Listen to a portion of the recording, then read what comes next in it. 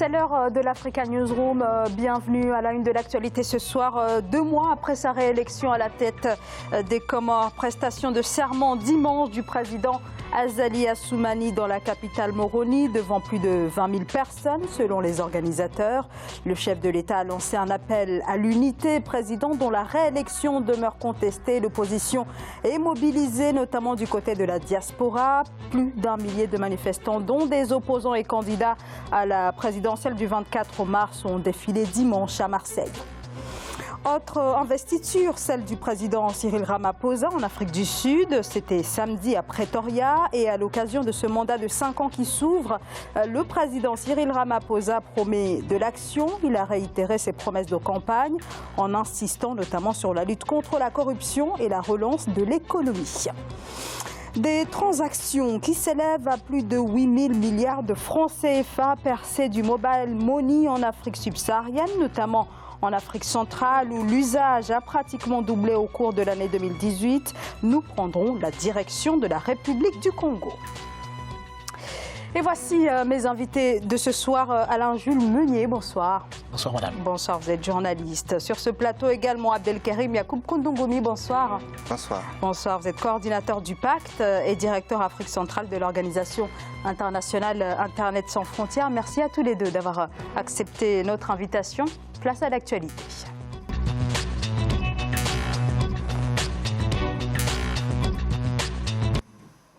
Aux Comores, le chef de l'État Azali Assoumani a prêté serment dimanche 26 mai devant une quarantaine de délégations étrangères. Investiture pour un nouveau mandat de 5 ans qui intervient 2 mois après une élection à l'issue controversée. L'opposition vent debout refuse toujours de reconnaître sa victoire. Elle dénonce des fraudes massives, de graves irrégularités largement confirmées par la société civile comorienne, mais aussi par les observateurs internationaux. Reportage de notre envoyé spécial aux Comores, Fanny Mounichi, commenté par Vina Nodin.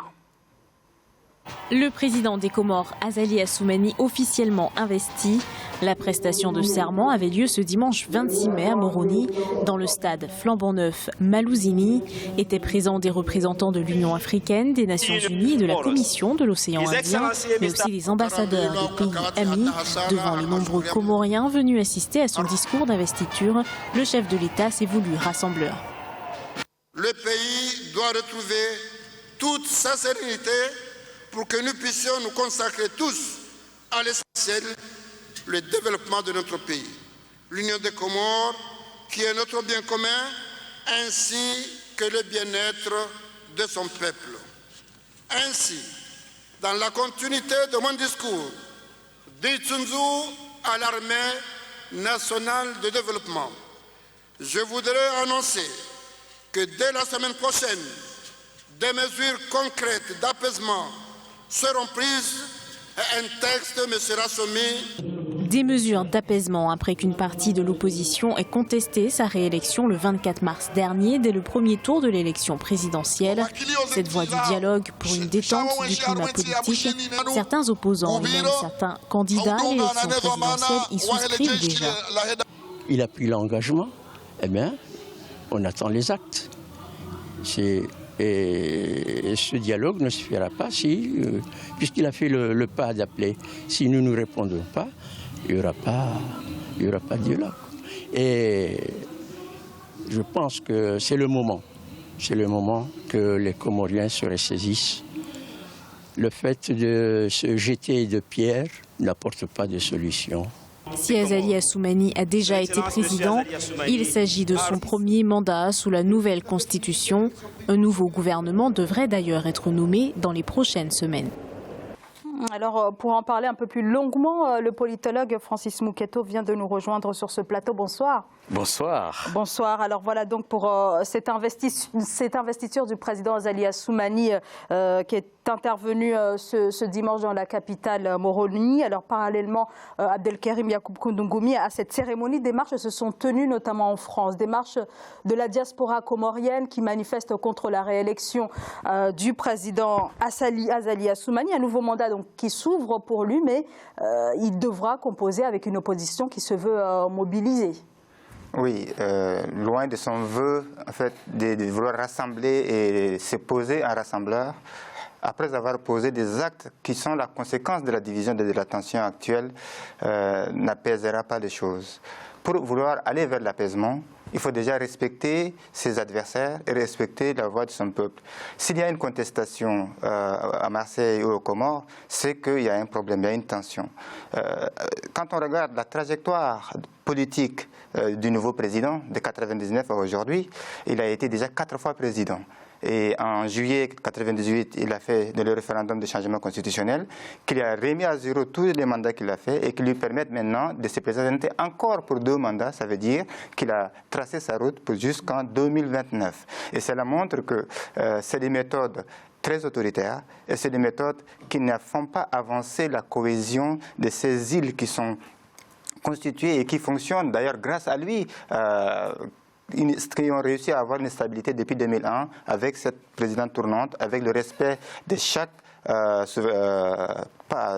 tour de chaque île qui permet de garder cet équilibre. Là, il vient de briser cet équilibre, il se pose un homme fort et il veut changer les choses seul. Et comment changer les choses seul? Aller vers l'unité en décidant seul avec un peuple qui a toujours vécu dans cette tension et dans un équilibre très précaire. Alors je reviens vers vous, Francis Mouketo. Reste à savoir jusqu'où peut aller ce bras de fer entre l'opposition et le régime comorien qui semble se durcir de plus en plus avec plusieurs opposants et journalistes qui se trouvent actuellement en prison ou alors en résidence surveillée. Alors déjà il faut rappeler que le président Azali est un ancien putschiste. Arriver au pouvoir, accéder au pouvoir par un putsch est déjà révélateur de pas mal de choses.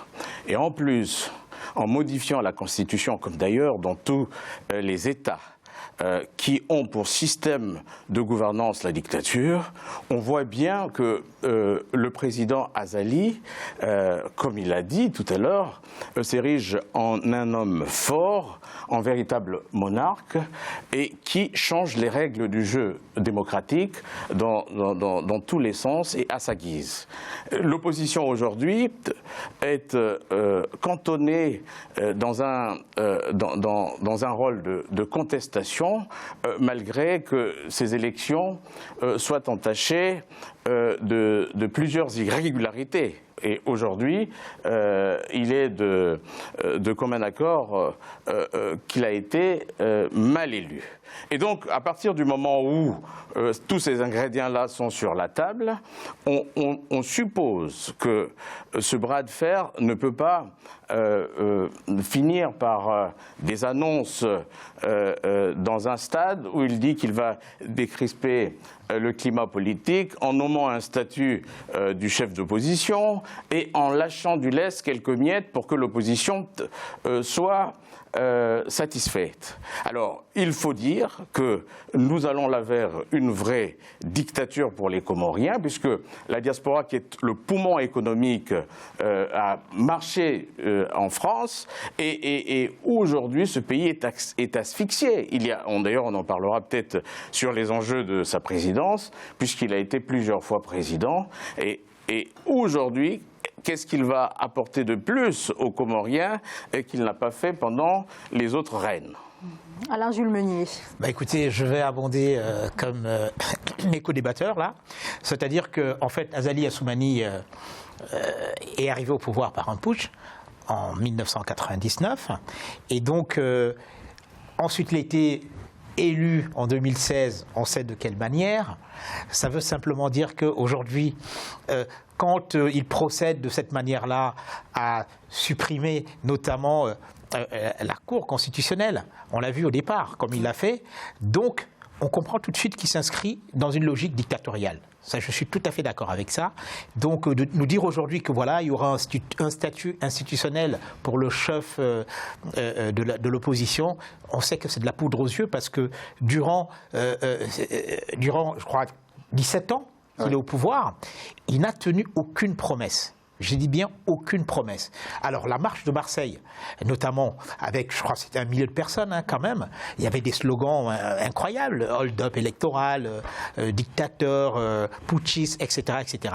Je crois que ce qui va se passer, prochainement, c'est qu'il y aura un durcissement de cette opposition-là. Parce que je vais quand même rappeler que l'ancien gouverneur de la Grande Comore, monsieur Hamadi, n'est-ce pas? Oui, Hassani Hamadi, a été obligé de fuir dans les Kwassa pour se retrouver à Mayotte, où il a pu prendre l'avion pour Paris, etc. Donc, ça veut simplement dire que ces gens sont pourchassés. Déjà à peine réélus, de quelle manière, avec plein d'irrégularités. Certains bureaux se retrouvaient carrément sans électeurs, mais les urnes pleines, il faut le mentionner. Donc vraiment, il a été extrêmement mal élu. Je veux dire, il n'a même pas été élu du tout face aux 12 candidats qui étaient face à lui. Donc je crois qu'on se dirige vraiment vers une dictature qui risque d'être très violente dans les jours qui viennent. Comment comprendre l'attitude de l'Union africaine qui pourtant avait dénoncé des irrégularités lors du scrutin du 24 mars, mais pourtant lors de l'investiture, il y a eu une délégation de l'Union africaine qui était sur place. C'est extrêmement regrettable de voir des institutions africaines qui ne sont pas cohérentes. Normalement, le rôle de ces institutions africaines, justement, de se poser en arbitre, de pouvoir apaiser la situation et mener ces îles et ces hommes politiques vers la vérité des urnes.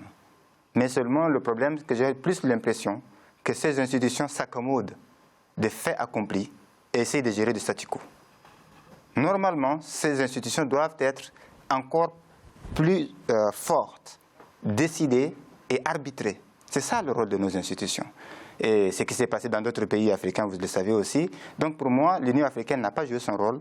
Mais elle perd plus pour sa crédibilité que de pouvoir se poser en institution panafricaine qui guidera ce peuple à aller vers cette démocratisation, vers la bonne gouvernance qu'on veut. Aujourd'hui, l'Union africaine nous dit on va aller vers la démocratie, ce n'est plus le moment des hommes forts. Mais ils font tout pour réconforter ce que ces hommes forts font pour rester au pouvoir. Quand on regarde la méthode avec laquelle, il a dit, mon co-débatteur tout à l'heure, monsieur le nouveau président a tout prévu, c'est-à-dire que jusqu'à supprimer la Cour constitutionnelle, mettre ces hommes à la Cour suprême, essayer de supprimer les 3 vice-présidences, empêcher une vingtaine de candidats à se présenter, à mettre en résidence surveillée des candidats capables de le faire battre. Donc ça veut dire que cet homme a déjà tout planifié à l'avance. Tout observateur averti doit comprendre que ce monsieur n'a pas l'objectif de pouvoir partir du pouvoir. Francis Moketo. Je crois que nos institutions africaines doivent encore relever un défi qui est celui d'être crédible. Francis Moketo. Il est aujourd'hui démontré que l'Union africaine, malheureusement, ressemble à un syndicat des dictateurs, des gens qui ont tous fait la même chose, utilisé les mêmes modes opératoires, et on déplore qu'ils se soutiennent mutuellement quand une élection controversée arrive comme cela. Alors, je pense que, comme il a dit, il faut reformer en profondeur cette Union africaine pour pouvoir permettre le développement de cette Afrique. N'oublions pas que d'ici à 2050, l'Afrique va connaître un boom démographique. Sa population va être la plus grande, la plus nombreuse de la planète. Et donc, cette union doit prendre la mesure de ce boom démographique pour pouvoir se réformer en interne, mais pas en soutenant tout azimut des dictateurs qui veulent s'ériger dans des pays où l'opposition est présente et qui souhaitent que la gestion des affaires d'État se fasse de façon normale. Alors, nous demandons de nouvelles élections après ce hold-up électoral, a déclaré Saïd Larifou. Saïd Larifou, c'était donc l'un des candidats à l'élection présidentielle du 24 mars 2019. Alain Jules, de quelle marge de manœuvre dispose actuellement l'opposition comorienne? Mais aucune. À partir du moment où on a vu comment cette élection frauduleuse a été validée. notamment d'ailleurs à Marseille, les manifestants demandaient l'aide de la France. Mais la France n'a rien dit. Et on se souvient que ce monsieur, n'est-ce pas, Assoumani, a été reçu par François Hollande en 2016 à l'Élysée. C'est-à-dire un putschiste, finalement, qui arrive à rester au pouvoir, organise une fausse élection, on le reçoit à l'Élysée à partir de là. Et je vais rappeler, parce qu'on parlait tout à l'heure de l'Union africaine, l'Union européenne avait, une délégation. Des observateurs. Ça veut simplement dire, non seulement des observateurs, mais pendant l'élection. Ils ont quitté quand ils ont supprimé la Cour contre la corruption, la lutte contre la corruption. Oui, mais le problème, c'est qu'ils étaient présents à l'investiture. Donc, ça veut simplement dire quoi? Que c'est validé.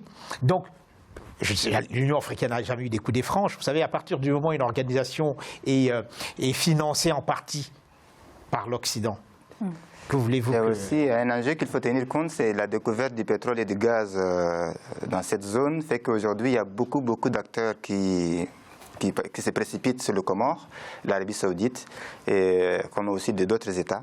Donc, ce qui fait qu'aujourd'hui, cet appui des pays du Golfe, d'ailleurs il a eu l'appui des pays du Golfe et de la France, fait qu'aujourd'hui les intérêts géopolitiques et stratégiques prennent la main sur la volonté du peuple comorien. Alors on voit effectivement que l'opposition s'exprime notamment à l'étranger, mais pas véritablement sur place. Mais elle n'est pas audible. Qu'est-ce que cela dit du régime, Francis Mouketo? Est-ce que dans un régime où règne une pure dictature, l'opposition a la place? Je ne pense pas. On voit bien que dès qu'il était élu, il menaçait, le gouvernement menaçait de mettre hors d'état de nuire les candidats malheureux à la présidentielle, soi-disant sous le prétexte fallacieux de troubles à l'ordre public ou plutôt d'atteinte à la sûreté de l'État. Vous voyez que si vous analysez tous les pays où il y a eu des irrégularités électorales, où les élections ont été truquées, ben, on attribue aux opposants ce type de qualificatif. Et donc, ce n'est pas d'une introduction récente, ça c'est des recettes, des modes opératoires que nous avons couramment vus dans les dictatures. Et donc, le Comore, l'Union des Comores s'inscrit plutôt dans cette perspective, puisque on dissout la Cour constitutionnelle pour se donner plus de marge de manœuvre, on écarte les opposants, on les embastille, on fait tout, on emprisonne, on tire à balles réelles, et bien voilà, c'est ça la règle dans une Tout à fait. République. Et on supprime la tournante. On supprime la tournante. Mais ce qui fait que en fait, le risque c'est de cela, c'est que il personnifie le pouvoir, il est un homme fort, mais seulement ce qu'il a oublié, c'est que le risque de ça, c'est que cette union des Comores éclatera. Parce que les autres îles ne vont pas accepter cette force et cette obligation de pouvoir se soumettre à un homme issu d'une île et que les autres îles diront leur dernier mot. C'est pour ça que je disais que ce monsieur est en train de conduire vraiment les Comores tout droit au mur. Merci beaucoup à tous les trois pour ce décryptage. Voilà donc ce que l'on pouvait dire ce soir sur cette investiture du président comorien Azali Assoumani. On marque une très courte pause, on se retrouve dans quelques secondes.